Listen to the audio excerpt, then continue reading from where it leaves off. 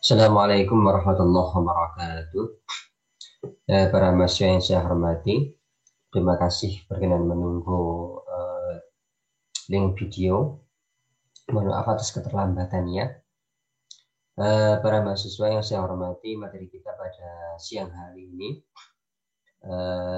adalah Qaidatun fil Auliya wal Karamat.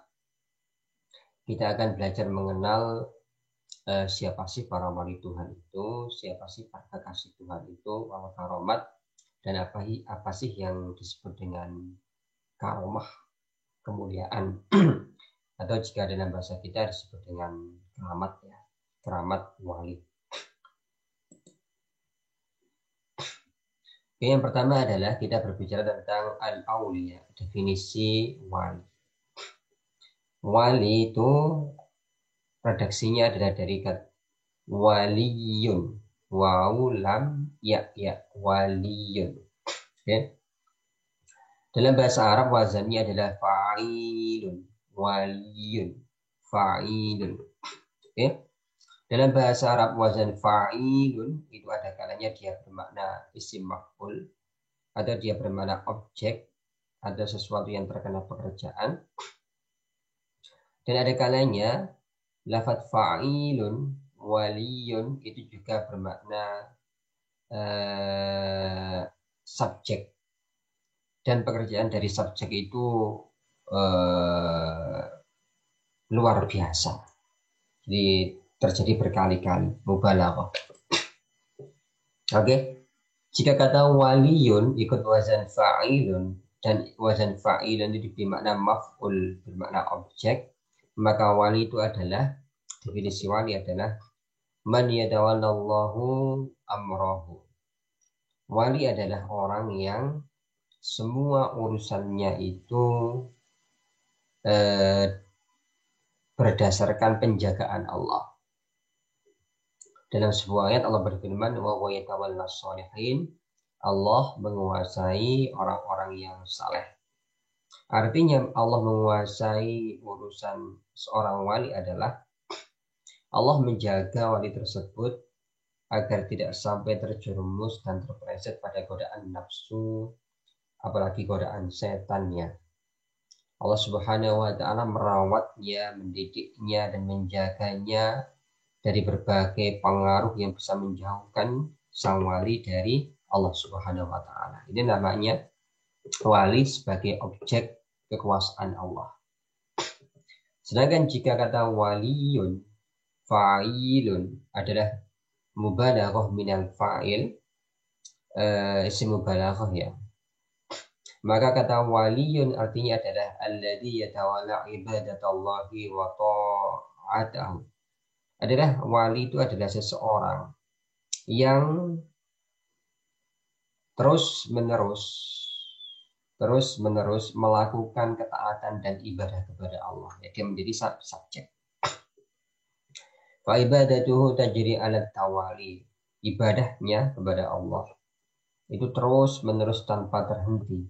Min ghairi ayyatakhallalaha isyanun.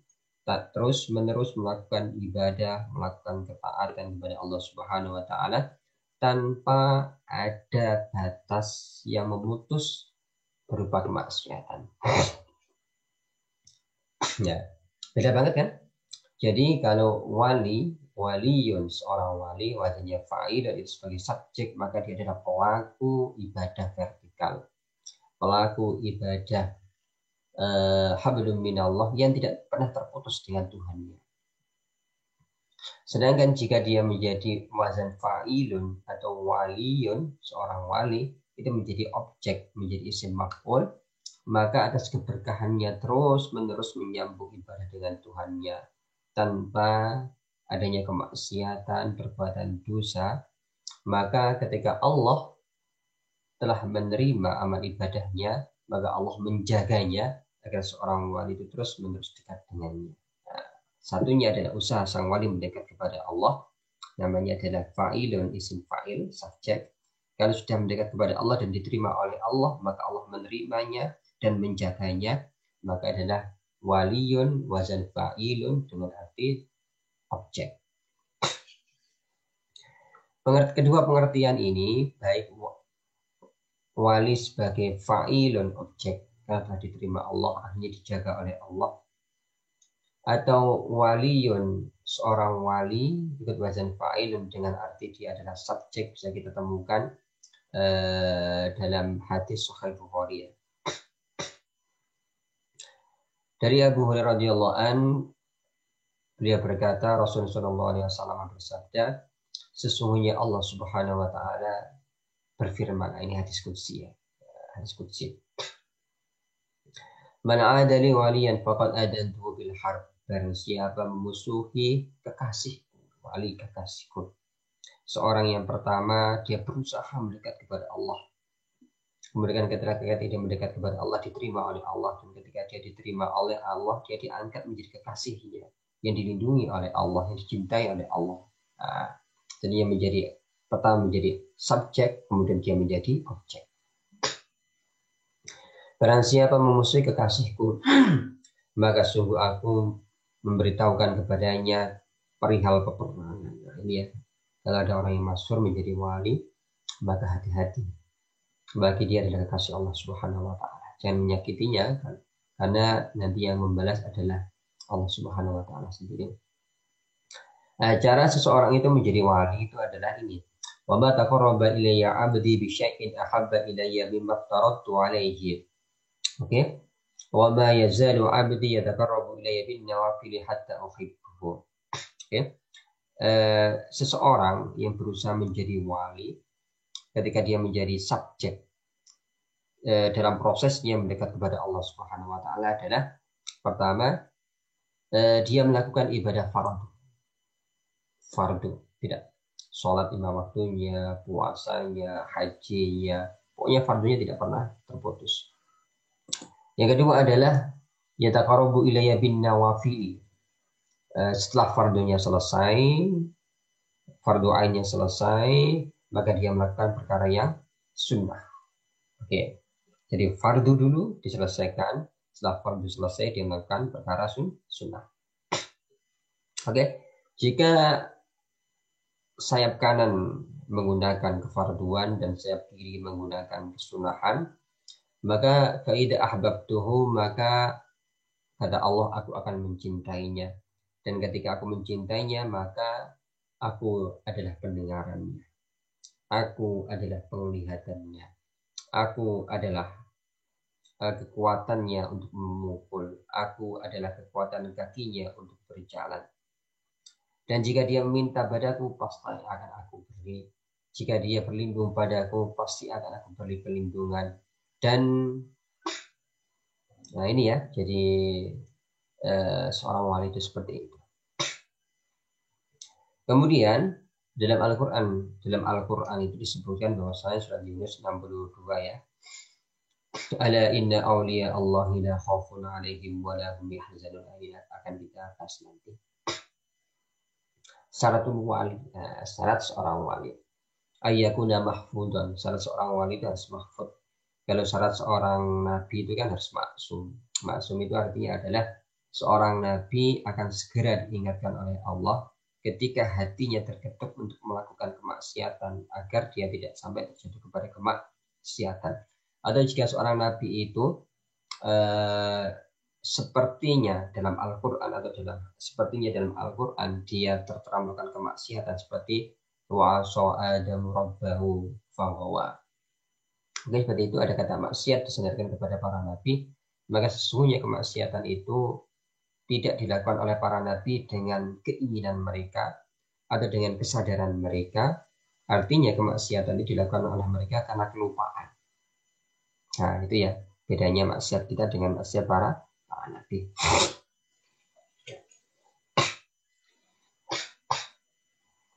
Nah, kalau wali, syaratnya itu seorang wali itu bisa dijadikan kekasih oleh Allah Subhanahu wa taala. Syaratnya dia harus mahfud. Mahfud itu artinya dia harus ini ya.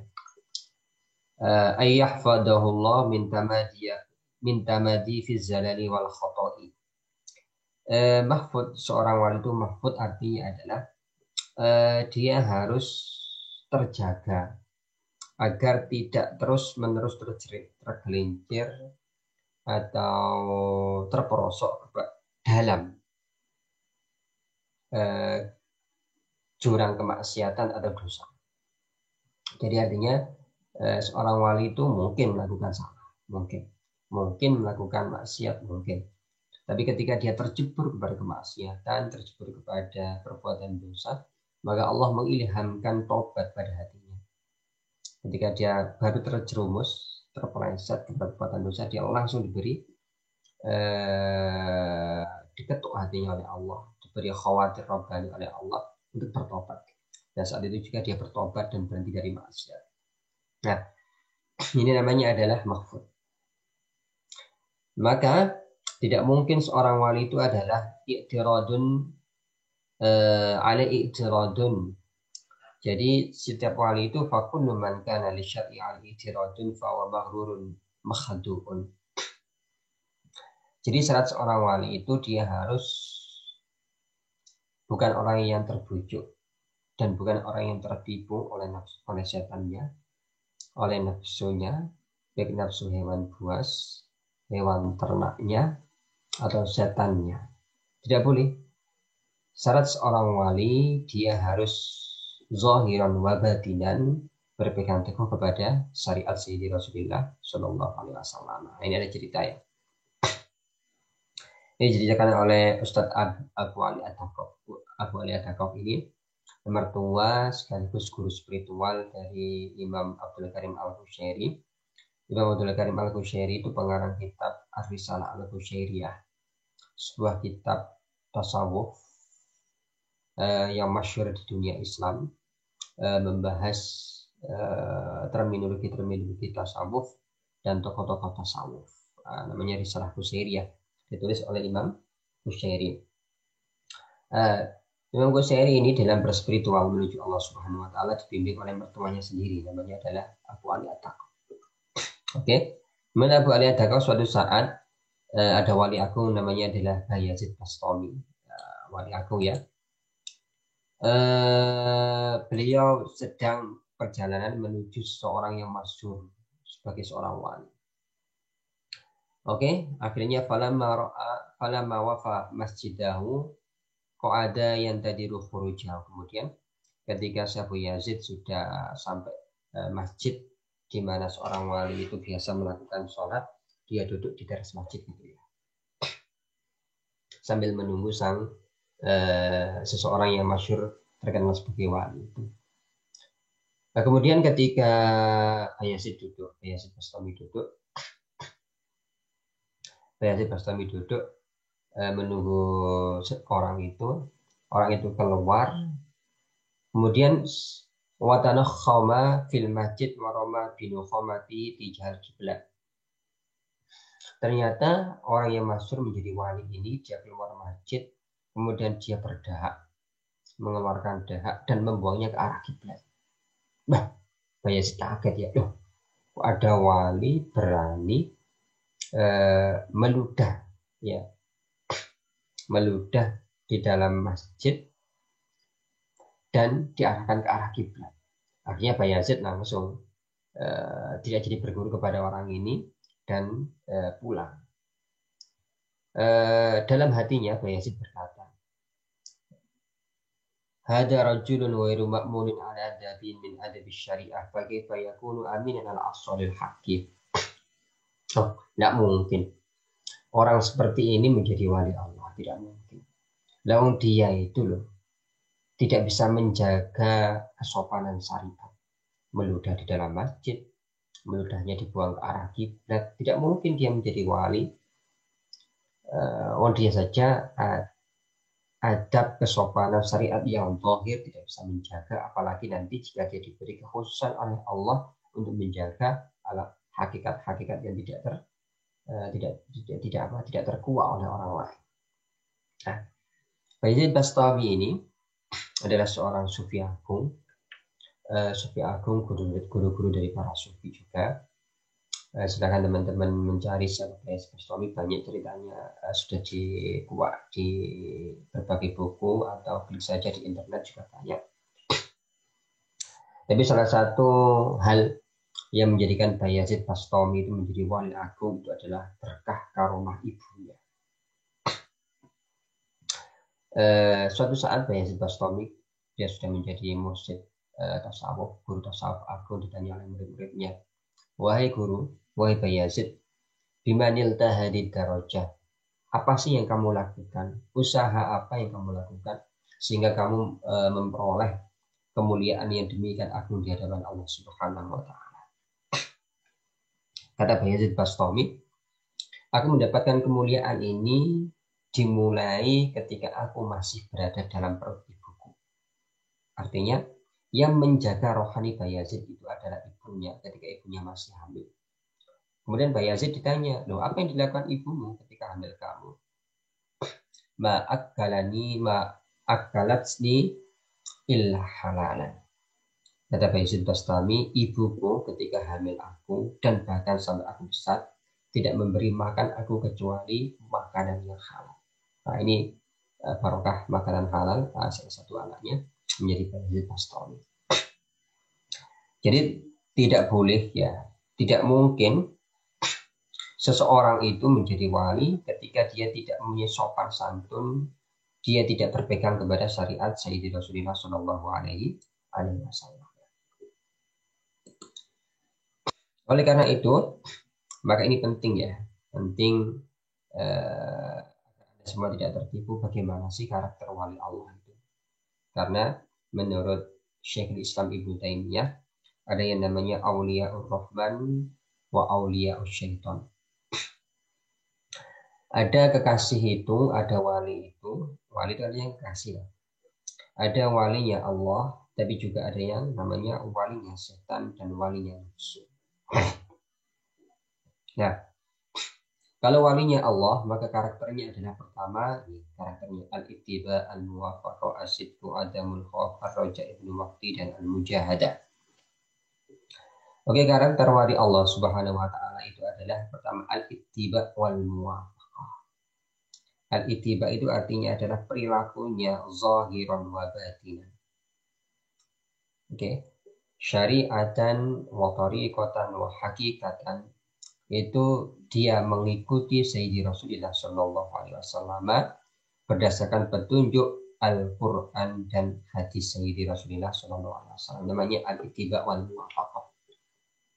Jadi tidak ada seorang wali Allah itu yang gemar melakukan ibtidak bid'ah dalam beragama. Karena kaidahnya adalah ini menurut Syekh Junaid Al-Baghdadi. Syekh Junaid Al-Baghdadi ini namanya adalah Sayyidut Ta'ifah, penghulu dan pemimpin para ahli tasawuf. Sebagaimana Syekh Junaid Al-Baghdadi ini menjadi pakem ya, menjadi panutan bertarekat, bertasawuf orang-orang Nahdlatul Ulama.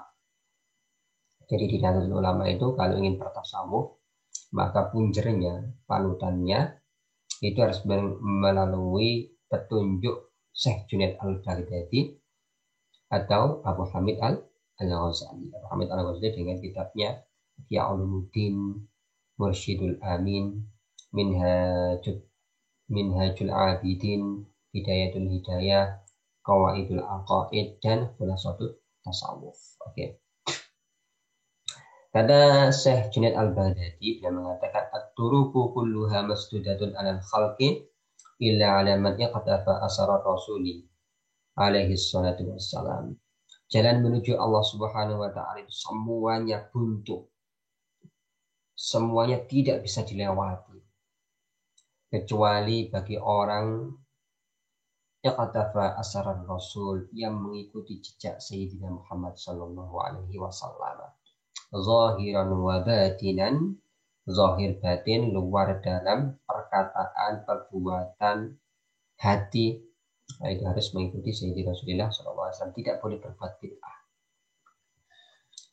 Sayyidina juga berkata, man lam yahfadil Quran, barang siapa tidak mau menghafal Al-Quran, walam yaktub al-hadisa, dan tidak mau menulis hadis, tidak mau mempelajari Al-Quran, tidak mau mempelajari hadis, memahami keduanya, mentahqiq artinya, La yuqtada bihi fi hadal amri, maka dia tidak boleh dijadikan pedoman dalam bertarikat menuju Allah Subhanahu wa taala, dalam bertasawuf. Lianna ilmana hada muqayyadun bil kitabi was sunnati, karena ilmu kami, ilmu tasawuf, itu fondasinya adalah kitabullah wa sunnati Rasulullah sallallahu alaihi wasallam. Clear ya? Jadi tasawuf berihsan, berhakikat itu tidak boleh keluar dari kitabullah wa sunnati Rasulullah sallallahu alaihi wasallam. Selanjutnya karakter dari seorang wali itu adalah asidqu, jujur. Jadi tidak ada wali itu yang bohong. Menurut Syekh Yahya bin Mu'ad, al-wali la yura'i, karakter orang jujur itu adalah la yura'i. Ketika dia beramal baik, ya, dia tidak pernah riya, tidak pernah pamer. Ya, ketika dia akan beramal baik, amal baiknya itu adalah mukhlisina lahuddin, ikhlas hanya karena Allah Subhanahu wa taala.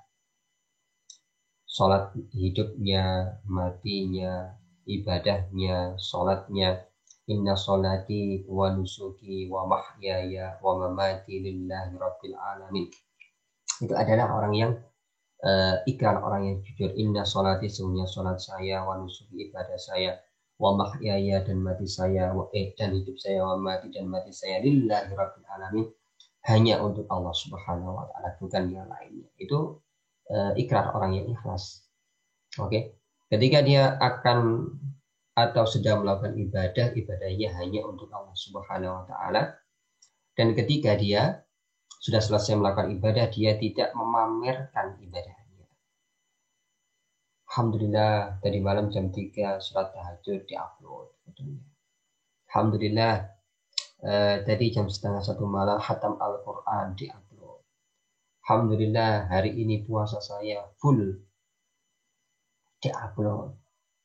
Hanya untuk mencari pujian orang lain, simpati orang lain, agar terkenal menjadi orang baik. Itu namanya adalah pamer. Mensekutukan Allah dalam beramal ibadah. Yang kedua, jujur itu adalah la yunafiku, tidak munafik ya. Jadi orang munafik itu kan jika berkata dia berdusta, jika dia diberi amanah dia khianat.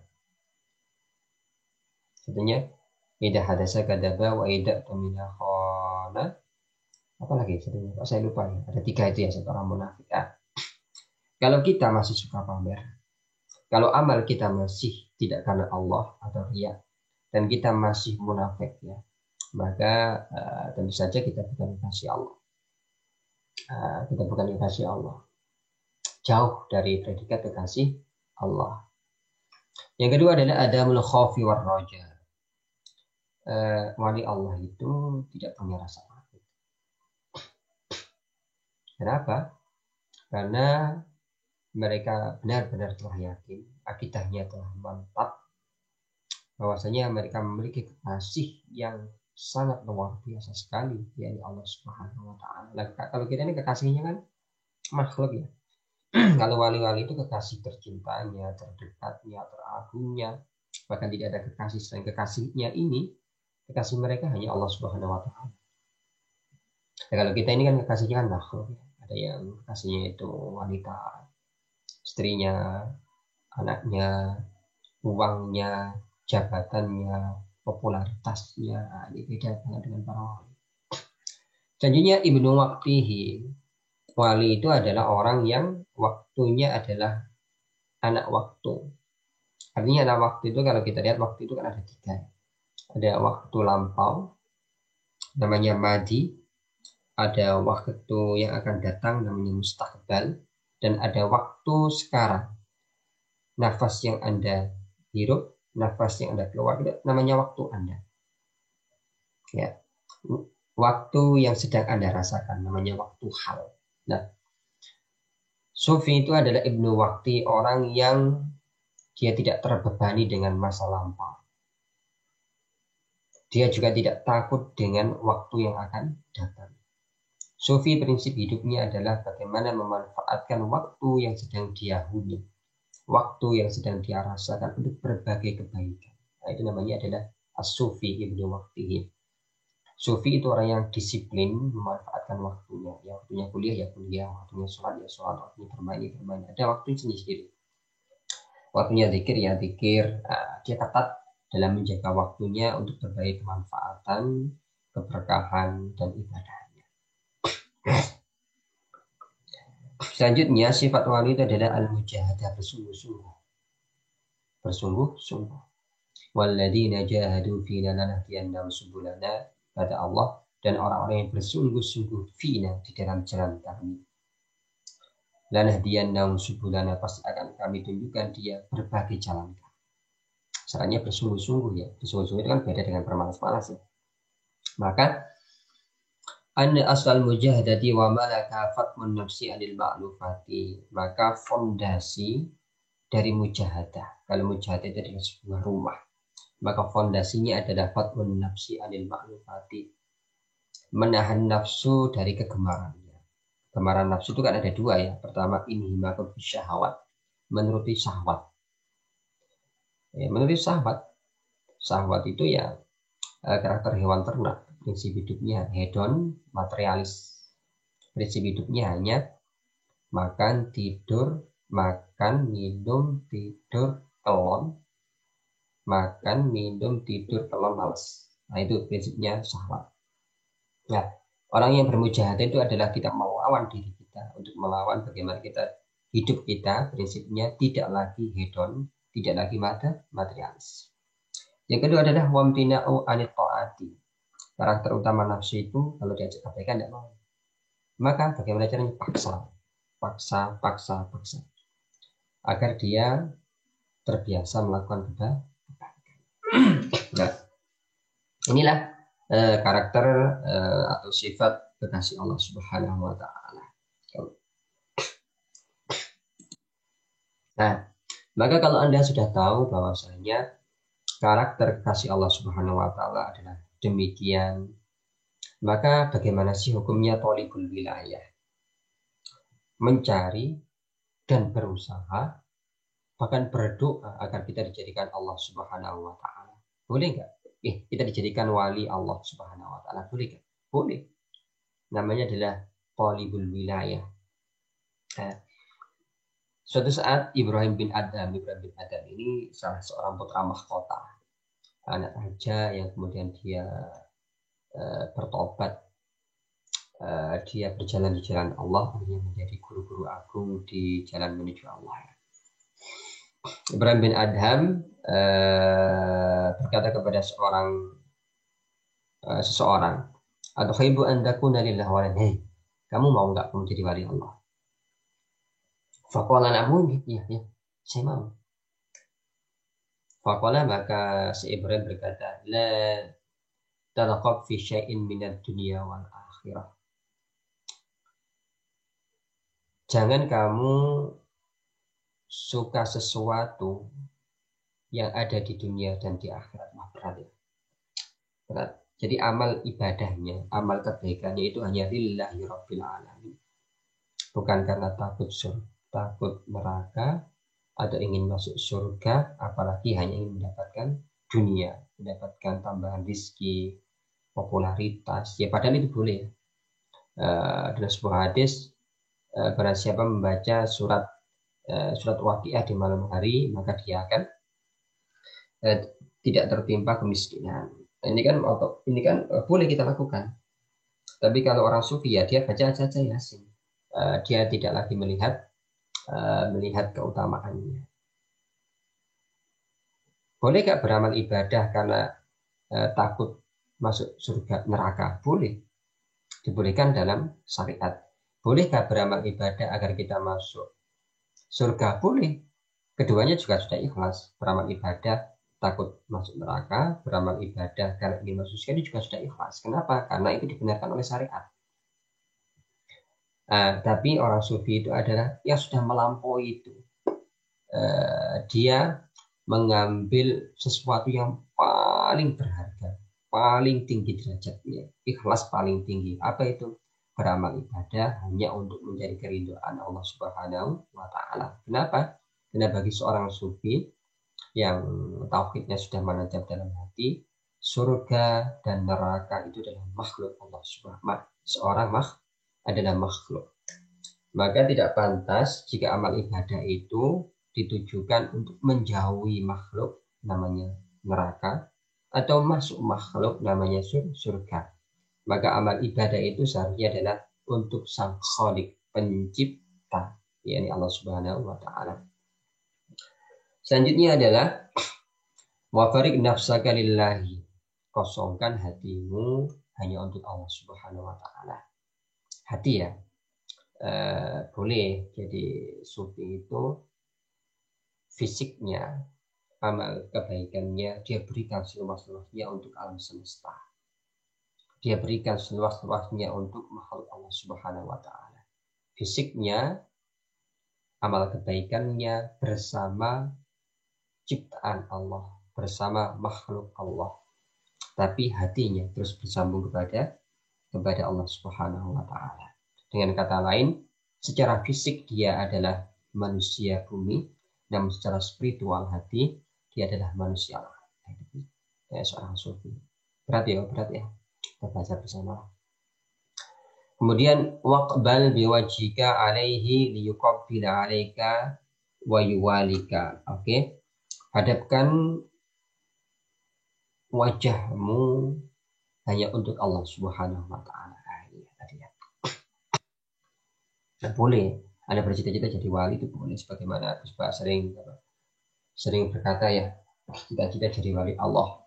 Ya boleh, nah, ini ayat ya Al-Kahfi 28 itu ya.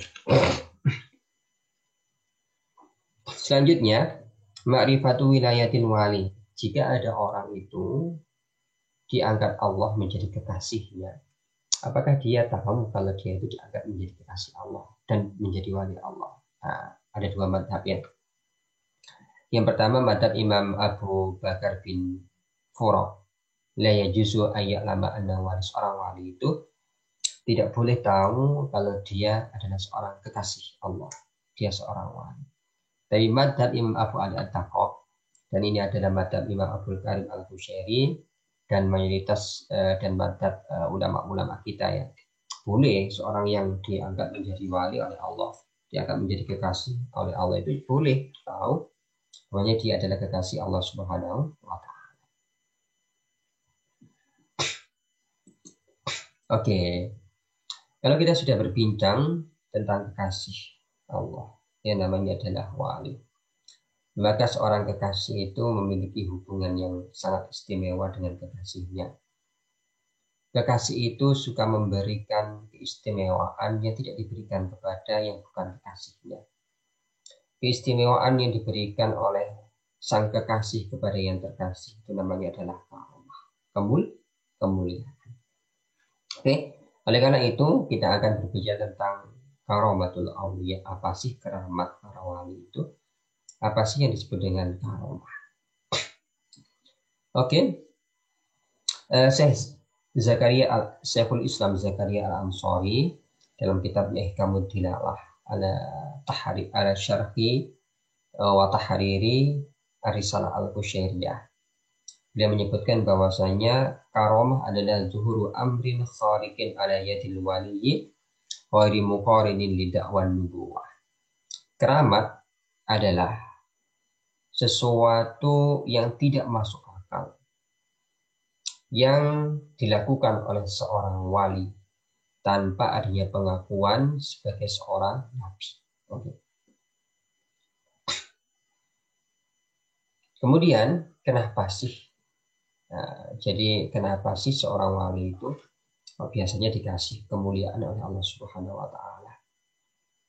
Untuk apa dia diberi kemuliaan oleh Allah Subhanahu wa taala? Maka tujuannya adalah aunullahu ala ta'ati. Kemuliaan yang diberikan Allah kepada seorang wali itu adalah aunullahu ala ta'ati, agar sang wali itu semakin kuat dalam melakukan ketaatan kepada Allah Subhanahu wa taala. Wa muqawwiyatun liyaqinihi, dan keyakinannya, ketauhidannya kepada Allah itu semakin mendalam. wa hamilatun lahu ala husni istiqomatihi, dan mendorong seorang wali itu untuk terus beristiqomah dalam jalan kebaikan Allah. Ihdinas siratal mustaqim, ya. Wadalatun ala sidqi da'wahu al-wilayah, dan keramat itu sebagai bukti bahwasanya dia adalah benar-benar kekasih Allah Subhanahu wa taala. Kemudian bagaimana hukum seorang wali itu mendapatkan keramat? Apakah wajib, apakah mubah, apakah sunnah? Hukumnya adalah jaiz, mubah, ya, boleh terjadi atau boleh tidak. Jadi tidak semua wali itu memiliki karomah. Apa saja macam karomah yang dia adalah sesuatu yang di luar kebiasaan manusia, di luar kebiasaan, entah kebiasaan manusia, kebiasaan malaikat, kebiasaan hewan, masing-masing itu kan punya kebiasaan. Nah, karomah itu adalah melakukan sesuatu di luar kebiasaan. Oke. Maka syarat dari karomah itu pertama adalah naqidun lil adati. Dia harus keluar dari pakem kebiasaan. Pakem kebiasaan itu kan sesuatu yang dilakukan dengan suatu metode dan dia diterima oleh khalayak luas. Contohnya kalau mau ke Surabaya, adatnya itu harus naik kendaraan. Nah, karamat adalah orang ke Surabaya itu tanpa kendaraan, dia sampai Surabaya dan waktunya cepat, mungkin cuma 5 menit, setengah jam sudah sampai sana tanpa kendaraan. Namanya naqidun lil adat. Kemudian fi ayyamit taklif harus terjadi di dunia, tidak terjadi di akhirat. Nah, kalau di akhirat nanti kan banyak hal-hal yang di luar nalar kita. Kita makan berapapun, asal kita mau, kita tidak pernah kenyang. Juga tidak berak. Kemudian keringat di sana baunya tidak seperti di sini, keringat di surga nanti baunya harum. Kemudian bisa berpindah tempat sekejap mata. Nah, kalau di surga namanya bukan karomah. Nah, keramat itu hanya ada di ayyamit taklif di dunia. Kemudian zahiran ada mausufin bil wilayah. Sesuatu yang di luar batas kebiasaan yang terjadi di dunia ini itu dilakukan oleh orang yang memiliki karakter kewalian. Nah, karakter kewalian ini tadi ya. Ini karakter kewalian: al-ittiba, al-muwafaqah, as-sidqu, ibnu waqti, dan al-mujahadah. Nah, ini kalau sesuatu yang di luar kebiasaan manusia itu dilakukan di dunia, tapi dilakukan oleh zahiran ada mausufin bil kadzibi, dilakukan oleh orang yang suka bohong, suka melanggar aturan syariat, maka mungkin namanya istidraj. Istidraj itu adalah, kalau bahasa Jepang dulu ya, sanastadrijuhum min haitsu la ya'lamun. Jadi orang yang mengikuti nafsunya, hidupnya mengikuti prinsip nafsu, mengikuti setannya, dia melanggar perintah Tuhannya, tapi dia memiliki kekayaan yang luar biasa, memiliki kesaktian yang luar biasa. Nah, ini bukan karomah. Kenapa? Karena syarat dari karomah itu adalah mausufun bil wilayah. Dia harus memiliki karakter kewalian. Karakter kewalian itu adalah dia harus tidak boleh lepas dari adab syariat, berpegang teguh kepada Sayyidi Rasulullah dan Al-Quran. Nah, itu ya. Ini anwa'ul khawarikil adat. Karomah itu adalah sesuatu yang kharikul adat, membedah kebiasaan. Nah, sesuatu yang kharikul adat itu ada dua. Ada sudut pandang pertama adalah segi pengetahuan. Yang kedua adalah segi kekuasaan. Nah, kalau segi kekuasaan itu ada kalanya adalah imma alat tarki, kekuatan, kemampuan untuk meninggalkan sesuatu. Contohnya ada itu seorang wali namanya Sa'ad Tusturi. Dia mampu tidak makan 60 hari.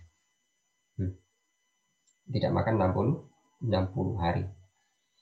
Ada Sayyidi Rasulullah Shallallahu Alaihi Wasallam, beliau terbiasa. Beliau ini tidak makan 3 hari, kemudian perutnya diganjal batu, Jadi beliau memiliki harta yang banyak, beliau bersedekah menyedekahkan hartanya, padahal perut beliau sedang dalam keadaan lapar. Nah itu sih Rasulullah SAW. Kekuatan untuk meninggalkan kebiasaan-kebiasaan. Nah, makan minum itu kan kebiasaan manusia. Ada seseorang yang diberi kekuatan untuk meninggalkan makan dan minum. Seperti Syekh Salatus Turi itu 60 hari tidak makan, tidak minum. Kemudian lima alal fi'li bahwa taksir ada kalanya keramat itu adalah kekuatan untuk melakukan sesuatu, berjalan di atas air, di atas awan, kemudian dibakar tidak terbakar, kemudian dilempar ke jurang tidak meninggal. Nah, itu di antara khawarikul ada. Kemudian di antara khawarikul ada itu ada yang bersifat ilmu pengetahuan. Ada seseorang yang bertemu Sayyidi Rasulullah Sallallahu Alaihi Wasallam, ru'yatan wa manaman, yaqadatan wa manaman.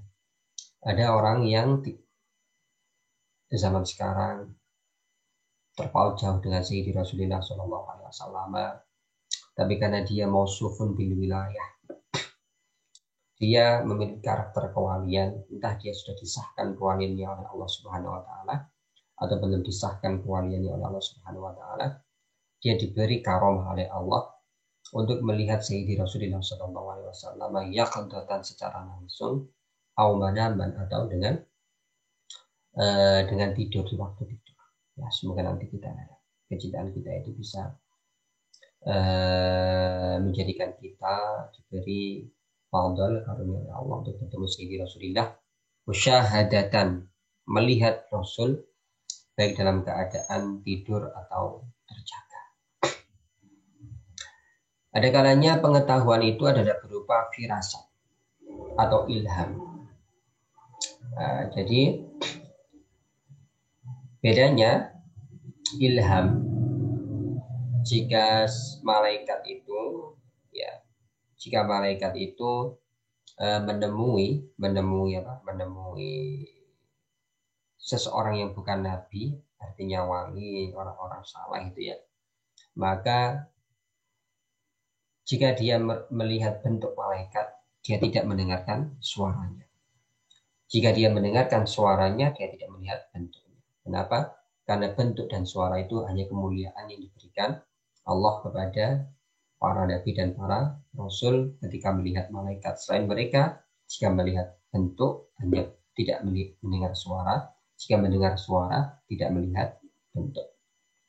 Nah, itu firasat ya, atau ilham. Sebagaimana ilham yang diberikan oleh Allah Subhanahu wa taala kepada ibu Nabi Musa alaihissalam, anigdi fihi bitabuti. Sudah, jika kamu takut masa depan anakmu yang bernama Musa itu, lempar saja anakmu itu fil yam, ke sungai besar itu, yaltaqitu ba'dus saya, nanti dia akan ditemukan dan diselamatkan. Nah, itu adalah ilham yang diberikan Allah kepada selain Nabi dan selain Rasul, artinya kepada kekasihnya. Nah, dalam konteks ini kekasihnya adalah waliyatun min auliyaillah, namanya adalah Maryam alaihas salam. Maryam radhiyallahu anha.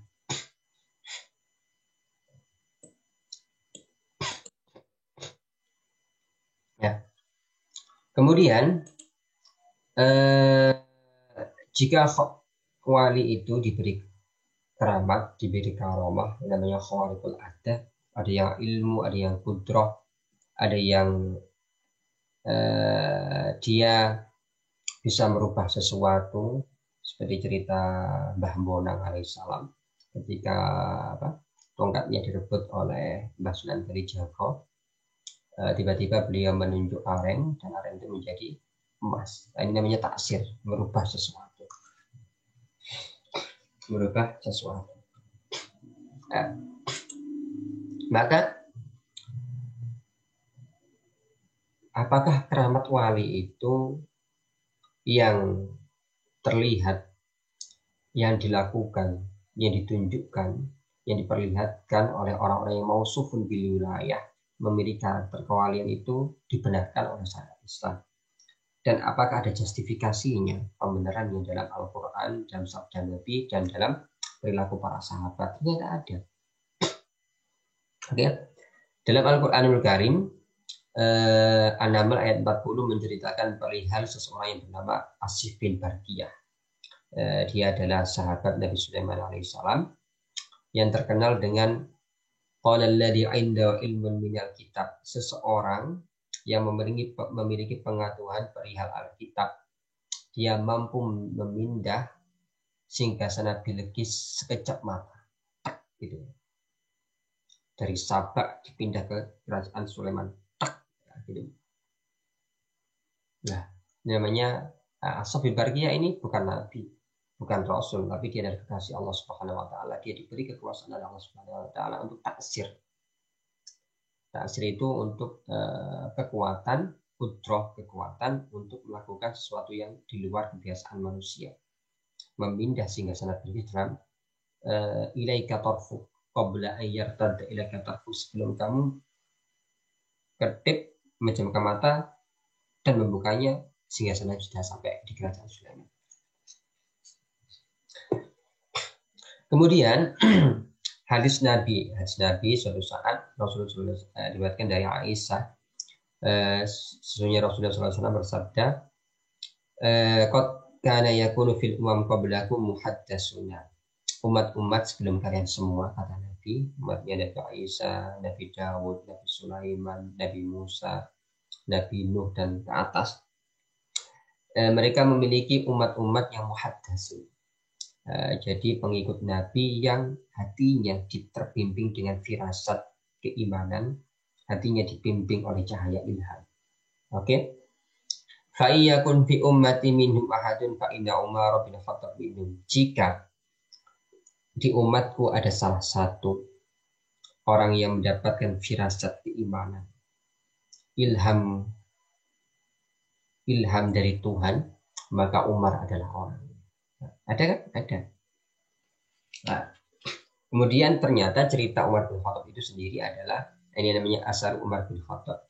Umar bin Khattab itu ternyata sebagaimana diterangkan oleh Imam Baihaqi dalam kitab Al-I'tiqad, ya, diriwayatkan dari Ibnu Umar. Ibnu Umar ini anaknya Umar bin Khattab. Suatu saat Umar bin Khattab itu ketika jadi khalifah mengutus pasukan perang untuk perang ke suatu daerah.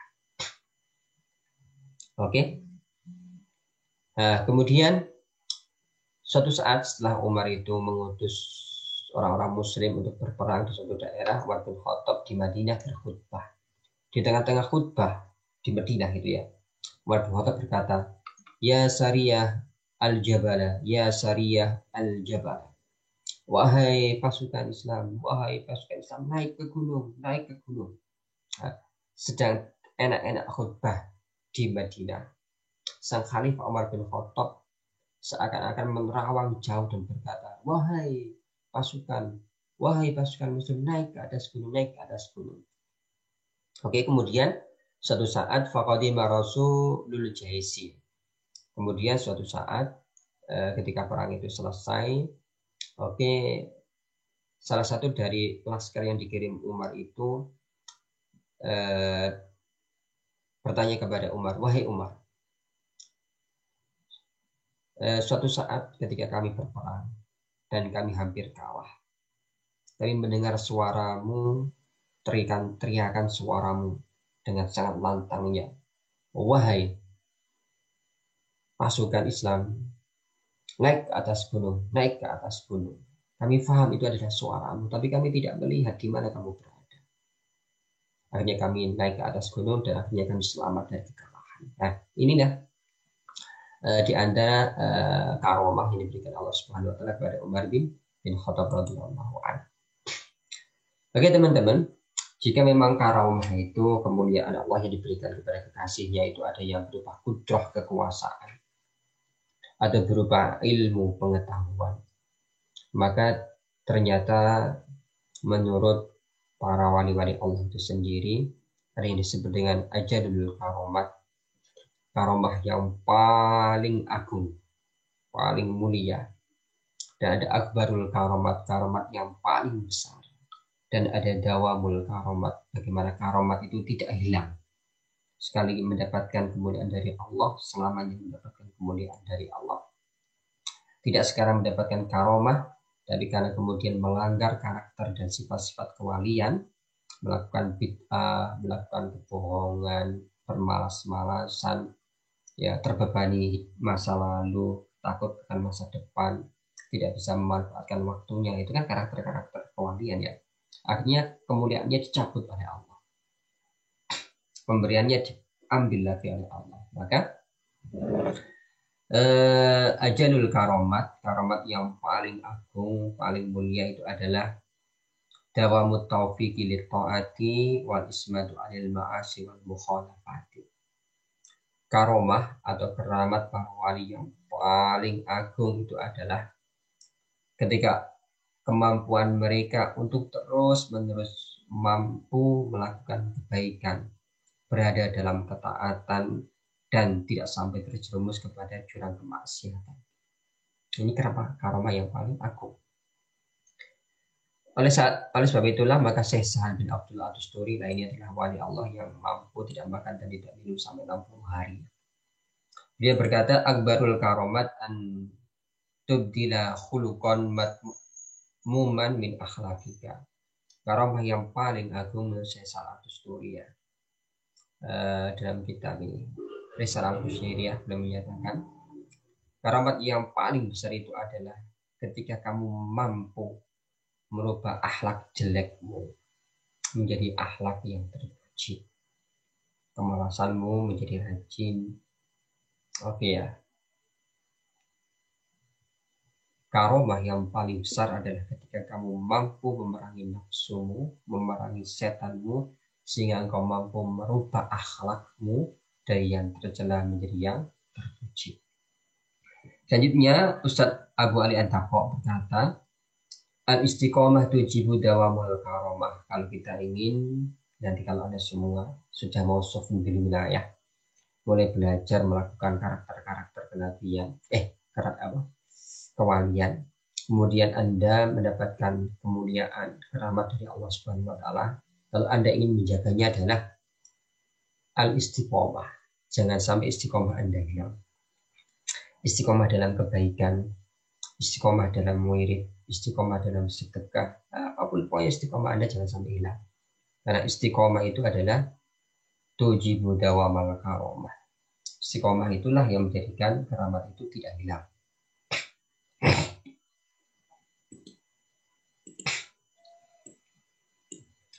Oke. Agak panjang memang materi kita pagi ini. Agak serius saya membuatnya. Ini adalah qawaidut tasawuf, kaidah dalam tasawuf. Subutul maziyah la yaqdi bi raf'il ahkam syar'iyyah. Artinya adalah disebutkan oleh Syekh Zarruq Al-Fasi dalam kitab Qawaidut Tasawuf, adanya kemuliaan, adanya keistimewaan di hadapan Allah Subhanahu wa taala, entah karomah bil qudrah atau bil ilmi. Nah, yang ini ya. Entah karomahnya bil qudrah atau bil ilmi, maka kaidahnya adalah la yaqdi bi raf'il ahkam syar'iyyah. Berbagai keramat yang dimiliki oleh para wali karena kedekatan mereka kepada Allah Subhanahu wa taala itu tidak menghilangkan hukum syariat mereka. Jadi tidak boleh. Jadi sangat salah jika ada seseorang mengaku kasih Allah, wali Allah, tapi dia melanggar syariat. Nah, otomatis dia adalah wali setan. Kaidahnya adalah subutul maziyah la yaqdi bi raf'il ahkam syar'iyyah.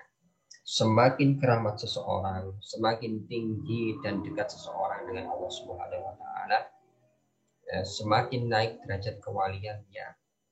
Oke, maka berbagai keramat itu tidak menjadikannya hilang dari kewajiban melakukan dan berpegang kepada syariat Allah Subhanahu wa taala. Kenapa? Karena syarat wali itu adalah al-ittiba wal muwafaqah bi kitabillah wa sunnati rasulillah. Jadi kalau nanti Anda melihat orang aneh-aneh, kok Kok ada wali katanya wali nggak sholat? Ya sudah, kita husnudon dan menghormati dia sebagai manusia, tapi jangan tiru dia tidak sholatnya. Walaupun dia bisa terbang, bisa tidak makan 5 hari, kemudian dia bisa mengetahui sesuatu yang tidak kita ketahui, sudah kita husnudon saja kepada dia, tapi jangan ditiru tidak sholatnya, tidak puasa Ramadannya, gitu ya, tidak sholat Jumatnya. Nah, kenapa kaitannya clear? Subudul maziyah layak dibirokul ahkam syara'iyah. Jadi adanya keramat, kedekatan pada Allah, terbukanya tabir, itu tidak boleh seseorang terlepas dari kewajiban syariat Sayyidina Rasulullah SAW. Selanjutnya adalah at-tabdil bil ilmi wa dilla bil maziyah, keutamaan seseorang itu sehingga dia harus kita ikuti menuju Allah Subhanahu wa taala. Harus kita ikuti tegaknya sebagai uswah hasanah kita dalam melakukan agama dan kehidupan ini adalah karena dia bila ilmi memiliki ilmu wadini dan dia memiliki agama. La bil masyati, bukan hanya karena faktor dia punya keramat. Clear ya? Orang yang boleh dijadikan panduan dalam beragama, dalam menuju Allah Subhanahu wa taala itu harus punya 2 karakter. Pertama, dia berilmu, kemudian dia beragama.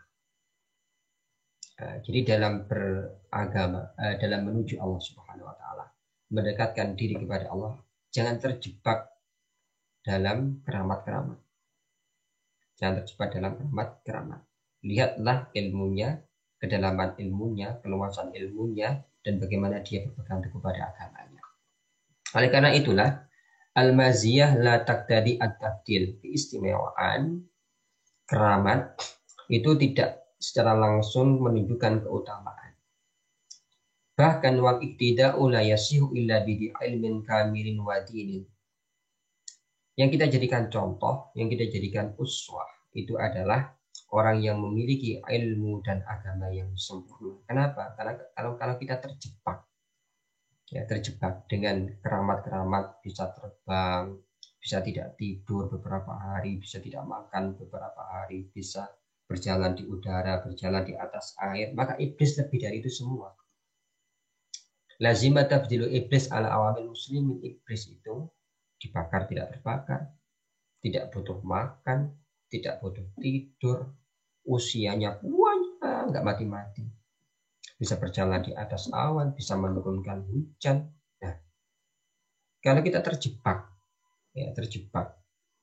dengan keramat-keramat seperti ini, kemudian kita mengikuti orang yang mempunyai keramat tapi agamanya tidak beres, ilmu syariatnya, tarekatnya, hakikatnya tidak beres, ilmu fikih, ilmu tauhid, ilmu tasbih tidak beres, tapi kita terjebak dengan keramat seperti ini, ya kita tertipu.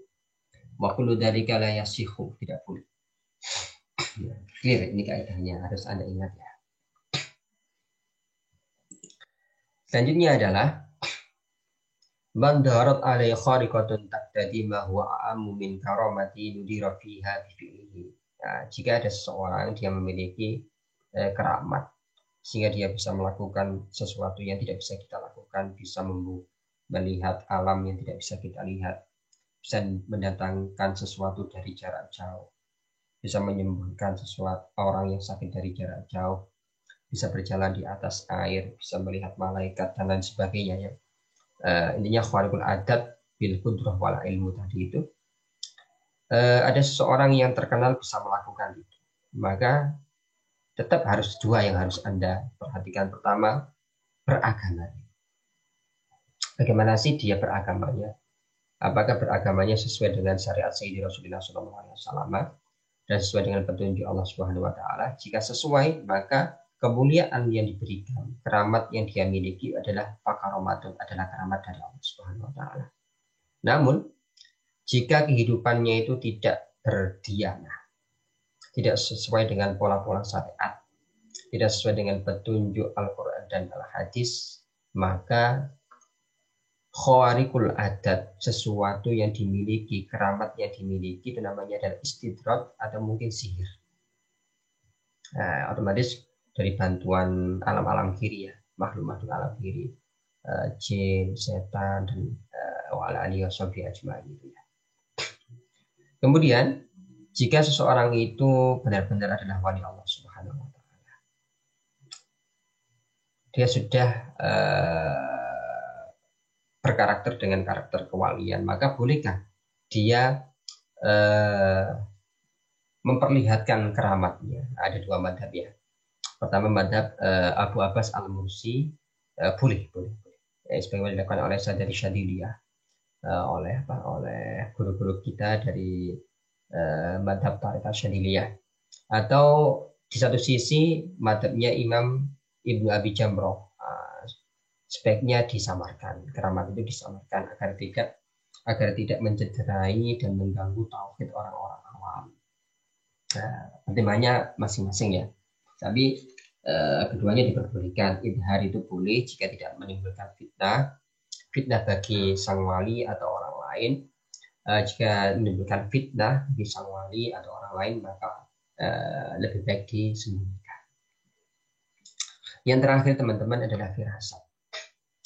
Firasat itu adalah Rasulullah SAW bersabda, "Ittaqu firasatal mu'min fa innahu yanzuru bi nurillah."